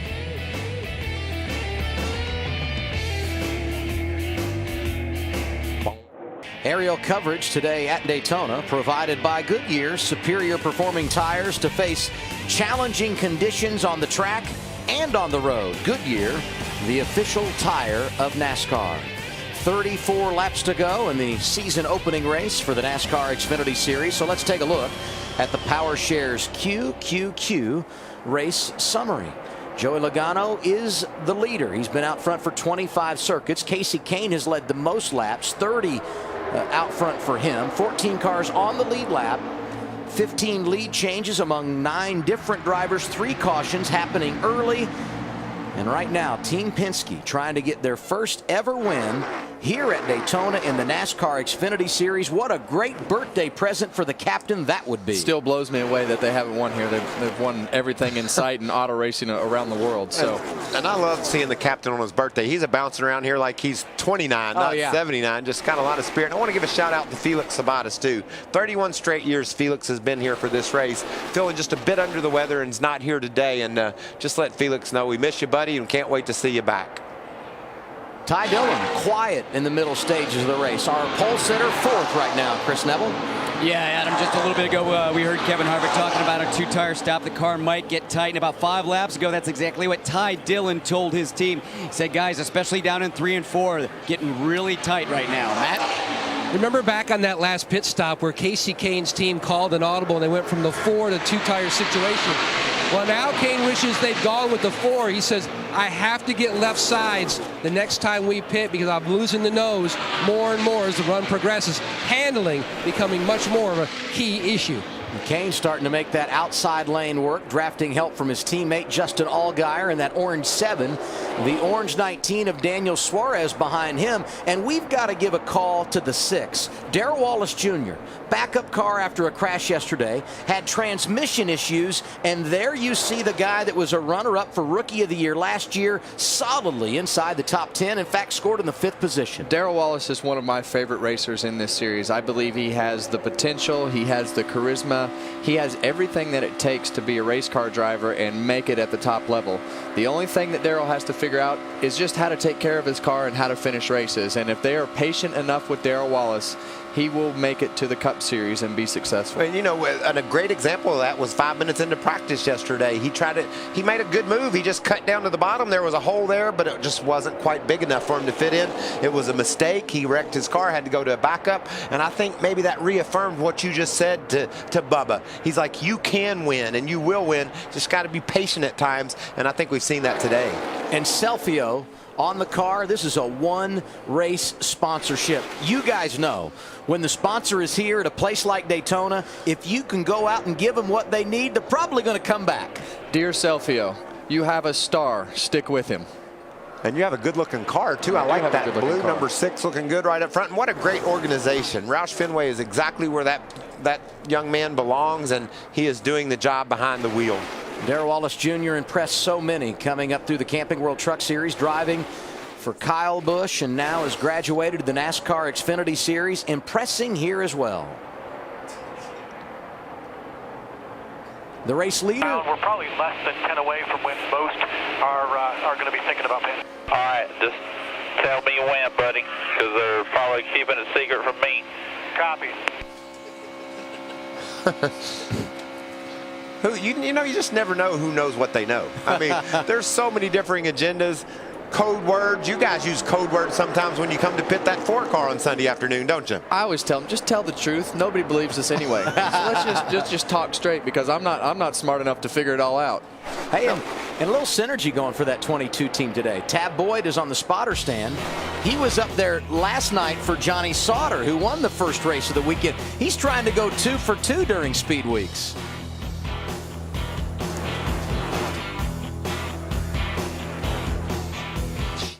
Coming to 25 laps to go. Scheduled green flag pit stops for the entire lead pack, Matt. And the 88 Chase Elliott, they're going to go fuel only. That's going to be the plan in my section on pit road. Jamie. Joey Logano, same plan. Wipe the grill, fuel only, air pressure adjustment. Pack it with enough fuel just to get to the end, but it's a long stop. Waiting on fuel in the 1 of Elliott Sadler. Fuel only, car is good. Didn't want any adjustments, Chris. Ty Dillon saying his car just a little bit tight. Going to do right side tires, put some tape on the grill, trying to loosen that car up. When they came down pit road, there were 8 cars in that lead draft. 7 of them on the lead lap. The one that was not, Eric Almirola. He would be in the free pass position. Here's Austin Dillon making his scheduled stop, Chris. Yeah, we saw Austin Dillon do 4 tires that first stop earlier. Going to do no tires, just fuel and a wedge adjustment there. How about this? 2 fast exiting for Justin Allgaier. That could take him out of the mix because he was one of those in that lead draft. It will take him out of the mix if we don't get a caution here late in the going. Casey Kane, left side tires. They decided to put tires on that car. Maybe it'll be an advantage now. He'll have fresher tires than our leaders. They didn't take tires. Could be a difference maker. Well, I think the thing that I didn't take into consideration was they didn't have to fill the cars all the way up with gas, so they had a shorter pit stop to get to the end. Chase Elliott has cycled through as the race leader. Meanwhile, the guy that won this race last season, Ryan Reed, having some big problems. We saw him make an extended stop on the pit lane. Left side tires and fuel. Wait on me. Wait on me. Oh, he slid through the pit, first of all, and he's in too close to the wall, and that makes it difficult to change those tires. A lot of issues. Yeah, and we were talking earlier. I believe this and Talladega are the two hardest places to pit because the cars are hard to stop. They slide through the pit stalls, and they're just it makes pitting really hard. And if you make just a little bit of a mistake, it winds up being a really big penalty like that was. A lot of strategy here today, Larry. Well, the thing about Ty Dillon in that 3 car, they still have not changed left side tires. He's trying to run this entire 300 miles on the same set of lefts. Now, when I look at Chase Elliott, he did change lefts at lap 23, but I'm like Michael and Kevin. It's not that the new tires make you faster. I just think it gives you grip and lets these guys maneuver these cars a little better in traffic. Elliott Sadler has taken over the race lead. 57 races since he last went to victory lane. Happened for him springtime 2014 at Talladega. I just heard a shout from Oklahoma. Blake Shelton celebrating this man, Elliott Sadler. That's his guy. Wished him well on social media, right? He did. They're buddies, and Elliott's doing an amazing job. Logano second. Scored in third right now, Justin Allgaier. But he was caught speeding on pit road. And how about these numbers? First 22 laps, 3 cautions, clean and green since. A role reversal of what we saw here 1 year ago. We saw the black flag being thrown at Allgaier, so he'll have to come to pit road. That's a potent Ford behind that Chevrolet of Elliott Sadler. We've seen Logano be able to go to the front several times today. He's setting him up right here. You see this distance between the front and the back car. He's trying to back his car up to the guy behind him, and if he can just get position on the right side of that quarter panel, Elliott Sadler is going to go right by him. And so he's doing that gap's on purpose, right? He's manipulating the space between he and Sadler so he can make that run. Yeah, and he's going to look in his mirror right now, and he's going to see these guys coming up behind him. Looked like they made a, oh, that was Allgaier coming to the pits right there for his penalty. Ooh, Bubba Wallace has lost the draft. He's all by himself off turn 4 as the leaders work their way into turn 1. Could that be something went wrong when they made their pit stop and he got too far back? Because he was right there in the middle of that group when they came down. It just takes a half a second or a second, and you wind up just being just far enough back to where you can't get a sniff of enough of the draft to keep up and catch back up to the group, and you get left behind. Well, look at this. This is serious racing, trying to get that lead. Perfect. Good job. Watch this slow one in the bottom. 98 is catch. You want to protect from the front, right? You don't want to be back 3rd or 4th. You want this race in your hands, and you can see how important and how serious both Chase Elliott and Joey Logano are about getting that lead from Elliott Sadler. There's the move to the high side. Oh, near contact there. Logano to the outside, trying to steal the lead away from Elliott Sadler. Sadler knows a win today puts him in the chase. Well, Sadler's teammate saved him right there. Chase Elliott saved him, and Joey's been so used to everybody going with him all the way through the pack, he thought he would have enough cars to follow him and complete that move. But and if I'm Chase Elliott, I want to get Joey Logano out of the mix. He's been the strongest car. But the other guys have decided they're going to go with Logano. That plan didn't work out at all. And look who pushed him to the lead, Eric Almirola, who right now is scored back in the 16th position, but he's 1 lap down. He needs a caution so he can get back on the lead lap. And in my opinion, that's borderline of being pushed too far. You know, I think when you saw the 98 push him, I mean, a very long distance down the back straightaway, that's when it gets into that gray area of NASCAR having to make a call. And those problems on pit road have cost Ryan Reed, who has now lost the lead lap. 4th caution of the afternoon for Ray Black Jr., who has stalled on the back straightaway, and now the plot thickens. Gonna get a restart here inside of 20 laps to go, and add Eric Almirola back to the mix of players. He gets the free pass. And now I'm nervous because I know this is going to be an amazing last 16 or 17 laps. It's going to be 2-3 wide. These guys are going to be cutting each other off and side drafting. It's getting ready to get serious. And you saw Almirola's got a lap back. He's going to be a player now. Yeah, it pretty much puts everybody back in the mix. The only thing that makes me nervous are the guys that don't have 4 tires being able to be pushed and shoved like they need to be. And I think with 13 cars on the lead lap and 1 lucky dog at the tail, so there's 13 cars, there's really not a big penalty to come in and put tires on and try to get all the grip you can so you can be aggressive. A couple of other guys that benefit here, Darrell Wallace Jr., who we mentioned had gotten cycled back when they made those stops, and also Justin Allgaier, who was caught speeding. They were both on the lead lap, but it lost that draft position they need to have a chance to win this thing. The other thing about coming in and pitting, and Larry might be able to help us with this, but putting a full tank of fuel in the car also might help keep the back of that car down and make it run as fast as it can go. 4 tires and fill it up with gas, please. That's what a lot of these teams will be thinking, but I don't know if you're Joey Logano up there with that fast Ford. Does he risk leaving the racetrack and losing that track position? I think the cutoff point's going to be around 6. I think Kane has the keys to the pit stops. I think he's the guy that had to put left sides on because he had a vibration, and he probably wants rights. So I think halfway, I think 7th place, 6th, 7th place back will be the guys that might pit. Guys, I think there'll be a lot of monkey see, monkey do. I promise you, especially if you're sitting there, I think, Kevin, from about 5th to 9th, you're kind of waiting to see what the leaders are going to do. Going to be 14 cars on the lead lap. And the other thing we have to keep in mind, you saw it on the graphic a moment ago, likely not done with the caution flag today. Last 4 years here in February, 3 cautions or more following lap 90. Pit stops when we come back. 18 laps to go in the season opener here at Daytona.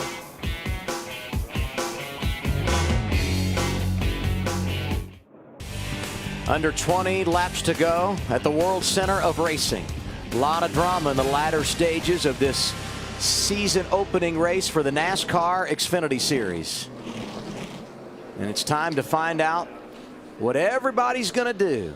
The money stop, if you will. Joey Logano is the race leader. Will he come down pit road here? And if so, will they follow him? And it looks like right now for most of them, track position is king. They stay out, except for a couple of drivers there. Among them, Casey Kane. Here he is, Matt. Chase Elliott was 2 laps to the good, but his teammate Casey Kane, he's on pit road.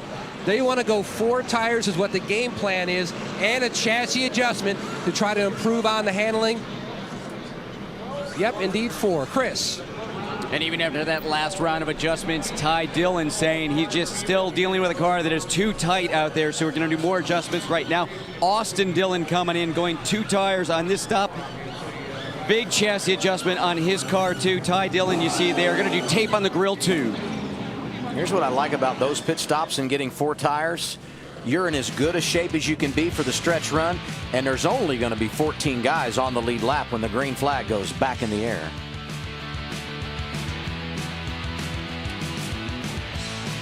Right? You know what I mean? I mean, is that... Drivers, start your engines! Green flag, green flag. They fell way back there. Tried to get stopped. I know the 18 came off my nose, but I felt like I was doing all I could do to get slowed down. Oh, heck yeah, you didn't have a choice there. We got damage both sides. We hit both sides. You got to keep the handling where I can be aggressive late in the race. That's your radio remix with 15 laps to go. We're under caution at Daytona International Speedway. Glad you're joining us for an exciting finish. Danielle Trotta alongside Larry McReynolds.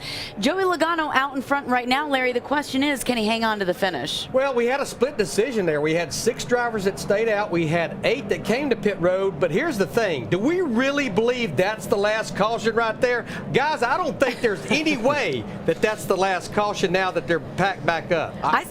I don't think it's the last caution either, and I think that puts it in the hands of a guy like Casey Kane, who's got those 4 tires, going to restart 7th here. There's no way that's the last caution. Right? There is no possible way, and I think 4 tires put Joey Logano in position to be in control of this race. Those guys were all having to make up for 2 tires and come back and now have 4, but they're in a better spot than they were. But just think how many laps Logano has on his tires. That car's going to be a handful. It's shown a lot of speed, but we've also seen people be able to shuck around and pass Logano. I love 4 tires. I think we're going to see a heck of a charge from the back.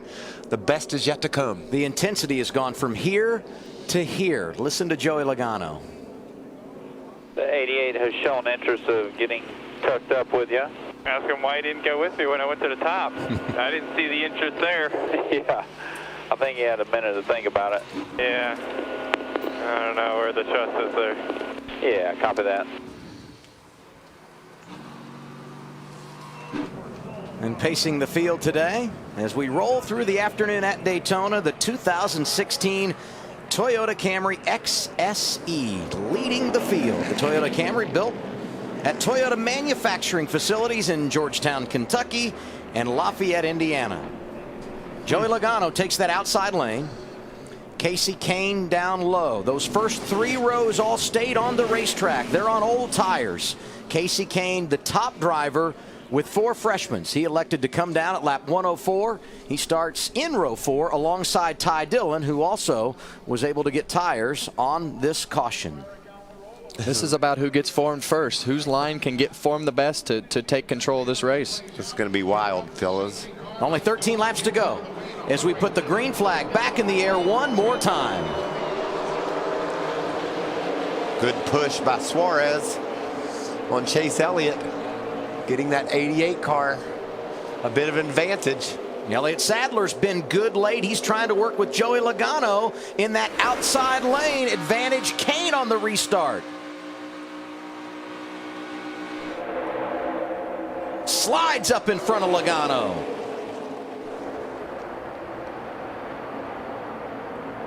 Keep in mind, Suarez wins here. He's in the chase. Same for Elliott Sadler. A lot of movement. Darrell Wallace Jr. right in that mix. That's aggressive too, guys. You can't just whip a car over to the left at 190 miles an hour and hope to hang on to it repeatedly.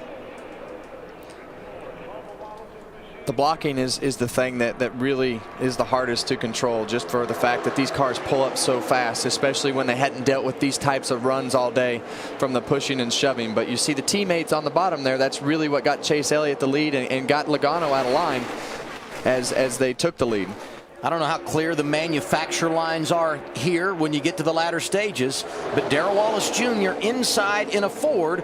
Could he slide up and help Joey Logano in that outside lane? So far, not the case. Wow, Logano threw a heck of a block there on Ty Dillon, wasn't it? And Ty Dillon, yes. Yeah, they were both there. And look at the momentum it lost the 3 car. He's all the way back in the 3-wide battle now. And Joey Logano is where he's been all day, up on the top, almost by himself. Let's not forget about Blake Cook. First-year team, Colleague Racing, a startup, an RCR satellite team, and they are right in the hunt late. 11 laps to go. LeafFilter.com on that car. He liked sponsoring a car so much, he said, I want to own it. So his owner is the owner of Leaf Filter, and they're racing for a win at Daytona. Guys, as you see this second pack here get side by side, unless they have some formation and get things worked out to catch this bottom pack that's single file, if they keep that separation in there, it's going to be hard for them to get formed up and catch back up. I like this string of cars on the outside now, though, Kevin. It's the 22, the 3, and the 2. Those cars are fast and lined up. I think they can get there. Could argue they've been the 3 strongest cars today. No doubt. They led early, got sort of pulled apart by the draft and by a crash, but now they're back together. Let's see what kind of progress they can make. Chase Elliott won the championship here 2 years ago in his rookie campaign. A runner-up last season. Moved to the Sprint Cup level for 2016. Going to run for Rookie of the Year, filling the seat vacated by Jeff Gordon when he announced his retirement. He can handle it. He's got ice water in his veins, starting on the pole tomorrow in the Daytona 500 and hoping to take some momentum with him. When he comes around and sees the green flag at the start-finish line, it will be 9 laps to go. Meanwhile, his teammate Casey Kane behind him trying to chase to the front with Joey Logano working now in that outside lane. And Joey Logano knows if he's going to win this race, he's got to be aggressive and he's got to go. And he took that momentum and tried to take it to the outside and carry it around the 5. So if those guys are going to, if Joey Logano is going to win this race, he's going to make an aggressive move when he catches the next 5 cars as well. I thought he would hang on the high side there with the 2 and the 3, but he ducked to the bottom, leaving those guys out on that outside lane by themselves. Logano decided his best shot at winning this race was to get to the bottom for now, but we know we're going to see him back up on the outside when he gets to Brendan Gaughan. I think he and Kane, who is behind him right now, worked well together earlier in the race. 2 drivers that have won here in the Xfinity Series. Chris, what's going on? Well, Dan, your Swelters crew just told him, hey, you're doing a great job out there, but do the best you can. You've got nobody who's going to help you. No Joe Gibbs Racing teammates and no Toyotas around you. How about the fact that Joe Gibbs Racing had all 3 of their cars start up front today, but Bobby Labonte, the 91 Series champion, and Eric Jones, who came into 2016 as the favorite, they're both deep in the field, had problems early. It's the second-year driver out of Monterrey, Mexico that's got a chance. Daniel Suarez, 4th in line. in that front grid there. Look at that strong 22 car. He was able to pull away from the 5 of Casey Kane, and now he's found Brendan Gaughan. I think he's going to try to get Gaughan to hop up on the outside with him. You got to make a move, Kevin. You can't run around in 7th or 8th and think you're going to win this race. Yeah, and I think if you're going to do it on the outside, you definitely want to be the first car to lead the train like Joey is right there. And once he gets to that right rear of Brendan Gaughan, you see him go down side draft, and now they're going to pull Brendan back from that lead pack, and he's got cars behind him, and most likely what will happen, they'll either get right to the right rear of the next car, or they'll duck down in the bottom lane. But they have enough cars up there now. It looks like they've got some momentum. You got Logano, you got Kane, you got Austin Dillon, and the 19-year-old Brandon Jones, who's been quiet all day long, but with the money on the line, he too is in the top 10. Look at Logano, another notch. Casey Kane could win this race too. We saw that car on the high side earlier making some strong moves. He's right there. And when he won this race a couple of summers ago, did so by 21 thousandths of a second. A flare for the dramatic out of that number 5 car of Casey Kane. What if you're Chase Elliott? You're sitting in the eye of the storm right now. Everything is good, but you just know what's coming. And they're going to get there because they're all going to get more aggressive, and they're going to start pushing and shoving a little bit harder further back, and the lines are going to get a little bit longer, and the momentum is going to get a little bit larger as we get closer to the end of this race. How about the run for Elliott Sadler, going up, giving a tap to his teammate. Elliott goes over to Junior Motorsports for the 2016 season, driving that familiar number 1. How about Bubba Wallace in the backup car up in 3rd spot? What a great job by that young man. Great finish on the way at Daytona. More racing tonight from Arlington, Texas. Monster Energy Supercross, 7:30 Eastern time on FS1. I'm glad those guys have moved to the middle of the country. I was staying up half the night watching them motorcycles hop over them humps. We're on the Central time zone now. That'll help you out for a couple hours, Michael. The thing I like about this lead pack, if there is any advantage to be seen, it would be 3 Junior Motorsports car, 4 Junior Motorsports car with Allgaier back there, but I see Kane up on top, and you see the Junior Motorsports cars 1, 2 on the bottom, so that could come into play as we get to the end. You think one of these drivers are going to put it in NASCAR's hands and lock onto another car and make them black flag them? You can't lock bumpers together. You can bounce and push and bang each other, but you can't lock up. And that could be lying ahead as well. How about these sophomores running 3rd and 4th? Darrell Wallace Jr., Daniel Suarez, behind a couple of guys that have done some great things in the NASCAR Xfinity Series. So close to getting there is that outside line, but they can't quite pull it off. 4 laps to go. It seemed like that outside line made the most progress when Joey Logano was pushing somebody and able to push that line up there. It seems like with him leading, he hasn't found that pusher that can push him quite as aggressively up on the outside. Well, they've got a gap with Brendan Gaughan now, so they're going to make a run past Gaughan. There he goes. Elliott Sadler trying to win for a championship. Chase Elliott just trying to get a win at Daytona. Felt real good about that 88's chances tomorrow, but the 88 today has been strong. Chase Elliott already claimed the pole for the Great American Race and trying to get the weekend off to a great start. 3 laps remain as they come across the start-finish line. How impressive is Chase Elliott, Kevin Harvick? He comes into anything and he just wins. He knows exactly how to get the job done. This is so fun to watch him in the front at Daytona, like his dad was some 20 years ago. Yeah, and I think if you ask Chase, he'd probably say that these restrictor plates have been the places that he struggled the most in the Xfinity Series over the last couple of years. So to be leading this late is really exciting and showing the progression for him. Now, Elliott Sadler, he's got to win this race. We got to get around his teammate. Is it a last lap move? How does he go about? He needs to lay off the 88 car a bit, maybe start practicing getting that run. I don't think he's going to move. I think he's committed. I think he's committed to that 88 car in order to get to the start finish line, and maybe off the turn 4 he comes off the bumper and tries to win the race. But I think they're committed to try to win this race for Junior Motorsports. Well, that's 2 Chevys, and they got a Ford and a Toyota right behind them. So if he does try to pass, which I kind of disagree. This is Daytona. I want to win. You've got to make that move. But if he does try to pass, there's a Ford and a couple of Toyotas right there. Less than 2 laps to go. And just when it looks like Logano is making progress in that outside lane, Chase Elliott starts to pull away again. It's all about the push, Adam, what Elliott Sadler's able to do with Chase Elliott. His teammates working well together right now. Are you comfortable to say an Elliott of some form will win this race, or do you think somebody from third or fourth can pull up there and upset that show? White flag is in the air. 1 lap to go. Sponsored by Credit One Bank. And the next flag going to end this one. The caution or the checkers. Can Chase Elliott hang on? 11 races at Daytona. Had a last lap pass for the win. It looks like more aggressive on the outside. Look, here comes Logano. He's 2 Elliott. Elliott goes up for the block. Opens the door for Sadler down low. He's working the double yellow line as they head to turn 3. Logano's not clear. Logano pushing him forward. When do you make the move if you're Joey Logano? You hop to the outside as soon as you can now.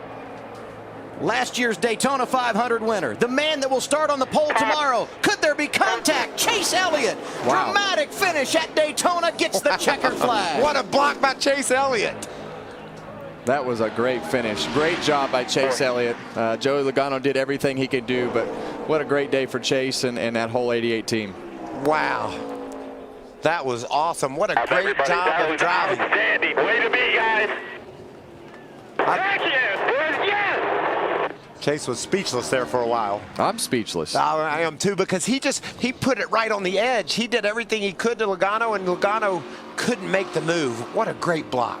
His resume continues to grow.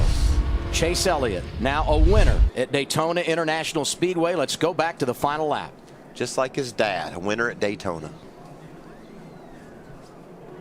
Yeah, and he made the move at the right time there. He really saw the outside lane with the momentum. And, you know, the bottom lane just never got connected. But when that tandem draft like that is basically what happened, they were connected. Joey Logano knew that he was going to have one chance to pull off that bumper, keep the air on the right rear. And Chase just doesn't leave him enough room when they get off of turn 4 here to really finish that pass. He does a great job right there. He uses the wall as a pick, too. You know, if he had dove to the yellow line, then that would have given Logano plenty of room. But he had to squeeze between Chase Elliott and that outside wall, and he just couldn't make that move work. They hit a lot harder than I thought they did. There's a lot more contact. Right here's the move. Chase up high. Look at that. Drag it back. How did he keep that thing from spinning? I don't know. That could have been the whole field crashed right there. I mean, it caved the whole quarter panel in on that car. That was really, really aggressive. I go back to Thursday in the duel. Look at him turning right.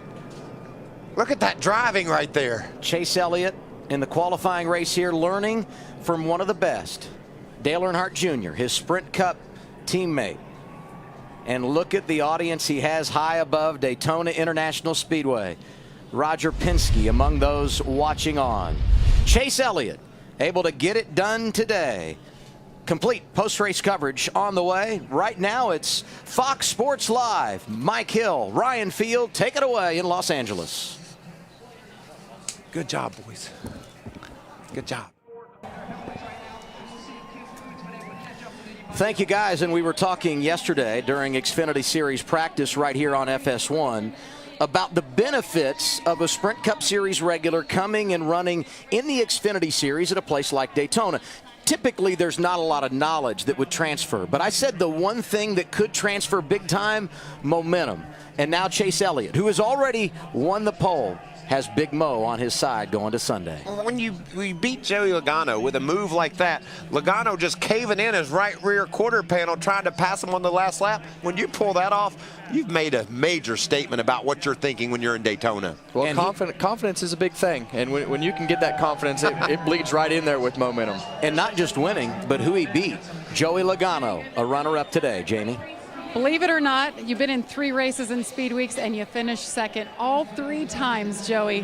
What could you have done differently there?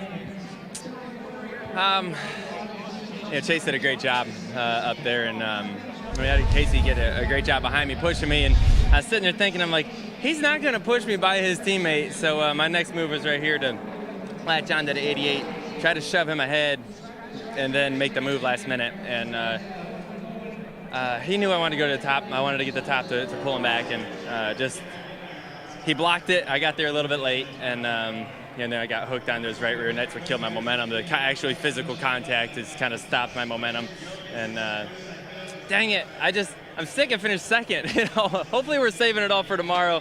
But right there, when we started touching each other, that was kind of the end of my momentum, and I couldn't quite make the move in time. But overall, Discount Tire Ford was fast, and Brian Wilson's first race. And gosh, I wish we could have got him a win on the first one, but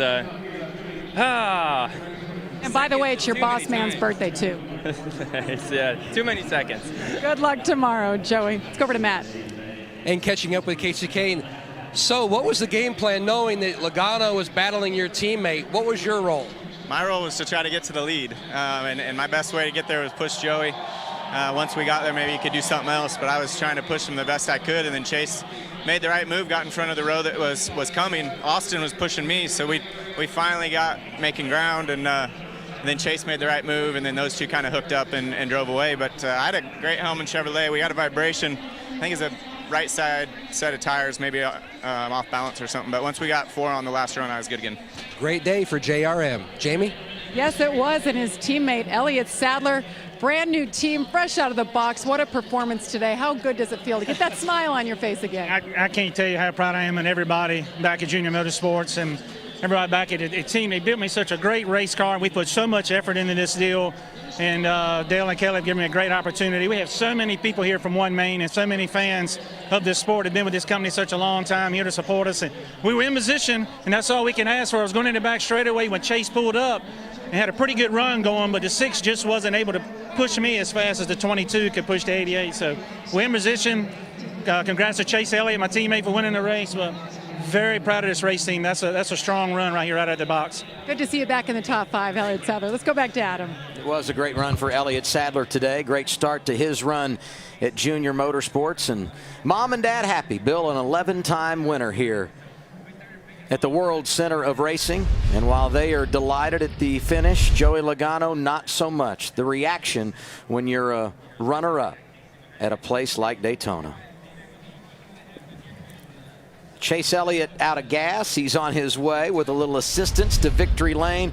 Doesn't matter how much fuel he has now. He's going to get the most important thing, and that's the trophy. A Daytona trophy. It's the perfect piece of any trophy case. And I tell you, that job he did coming to the checkered, hanging onto that car when Joey Logano was trying to push him over to the left, that was so crazy. It looked like Logano got a big run out to the wide side, tried to side draft Chase coming to the checkered, and they got together. You think they were nervous about how much gas they had left in the car? Because that would have made it even more exciting. But I think as you look at the finish to that race, Chase did everything right to block the momentum of the 22. And that's really what super speedway racing has come to. You have to make blocks at the right time, and you have to make them aggressively. 9 times out of 10, that turns into a wreck at the start-finish line with Chase Elliott turning right from Joey Logano as they come to the start-finish line. But that quarter panel caved in on the right rear behind the right rear tire, and he was able to win the race, and it all worked out. That's when they got together and started pushing each other on the back straightaway and propelled themselves ahead of Elliott Sadler and Darrell Wallace Jr.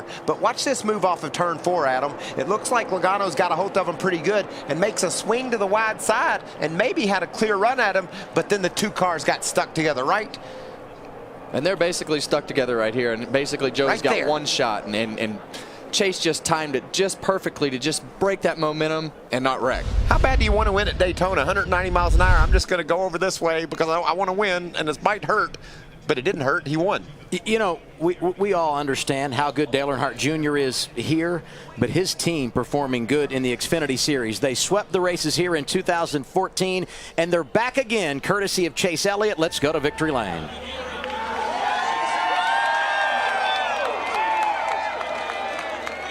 And Chase Elliott gets his first win at Daytona, his first restrictor plate win. Chase, you got to talk us through that last lap, that battle you had with Joey Logano there. It was a heck of a battle, man.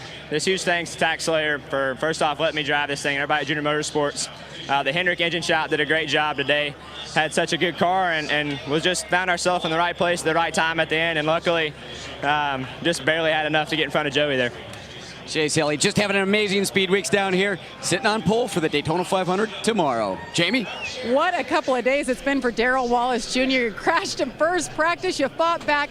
How difficult was it for you sitting there in third, knowing you just had a couple laps and you could pull out and do it? You know, looking at our resume here, it's hard. You know, when you got the 22 who was so strong, I was just bowing down to him the whole race to see what he can do and you know, get his Ford Mustang up through there. It's truly incredible. I need to study more of that. But man, when you have the resume we have, it makes it a little bit easier to say, okay, we need to ride here in third and just get a good finish. And I'm not gonna lie, when it took the white flag, I'm like, I don't know if we're gonna make it back. It was so much going on, but God, I can't thank Selfio enough. Having those guys down here and just having a lot of fun with them. Went out to dinner with them last night and had a great night. Had a great night of sleep. So it was a good day. After practice, you know, we're going to get over that. We're shaping up for a good season. You know, I can't thank, you know, Seth and my whole team enough for this opportunity. Jack come over here and said we won a trophy. We just didn't get it, but we actually won something. I'm with a great team. I'm in a good spot. I'm feeling good. This is definitely a win for us after the year we kind of come off of last year and the success here. Not so much success here. Great judgment call by you. 6th place for Darrell Wallace Jr. Matt? Austin Dillon was in the outside lane, so could you have done anything different? Man, I don't know. The 22 just didn't seem to be able to really get a great run, and we were pushing like crazy with the number 2 Ream Chevy. And I got to thank Brandon Jones. He did a good job today. Rookie going out there and beating my back bumper off. That was fun and definitely had a shot. I was hoping the 5 would back up because I knew the 22 and 88 had a run, and I think that was our only shot if I could have got hooked up with a 5 there to almost get there, but it would have been close. Just a little too late, but I want to thank all my guys for the hard work and effort. I had a fast car, just got behind a little bit on pit strategy, and we made it back up, though. Very solid top 5 effort today here in Daytona.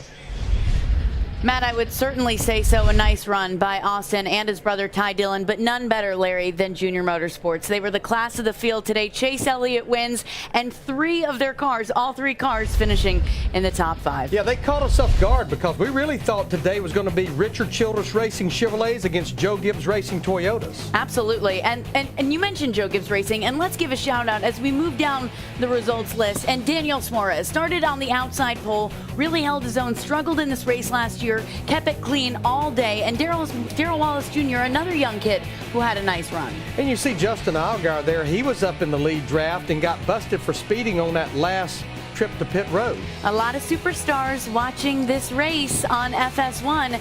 Jimmy Johnson, the 6-time Sprint Cup Series champion, just tweeting, I think that Chase Elliott has a bright future. I would agree, JJ. I think that is a safe statement. You saw Brennan Poole there, had a great run going, had to come to pit road for an unscheduled stop for a battery change. A shame for Eric Jones, too, finishing 31st, 5 laps down. He had a lot of momentum coming in today. No mojo, though, better at the end than Chase Elliott. Yeah, the youngest winner in the Xfinity Series at Daytona, but I think Kevin Harvick and Michael Waltrip nailed it. Chase Elliott didn't go to the bottom of the racetrack. He knew he needed to pinch Joey Logano up near that outside wall. Could you imagine the type of confidence that gives the young 20-year-old Chase Elliott heading into the Daytona 500 tomorrow as your pole sitter? Coverage starts for the Great American Race tomorrow at noon Eastern on Fox. We'll see you then. Right now, let's send it to LA for Fox Sports Live. This copyrighted telecast may not be reproduced, retransmitted, or used in any form without the authorized written consent of NASCAR Broadcasting. NASCAR would like to thank all of our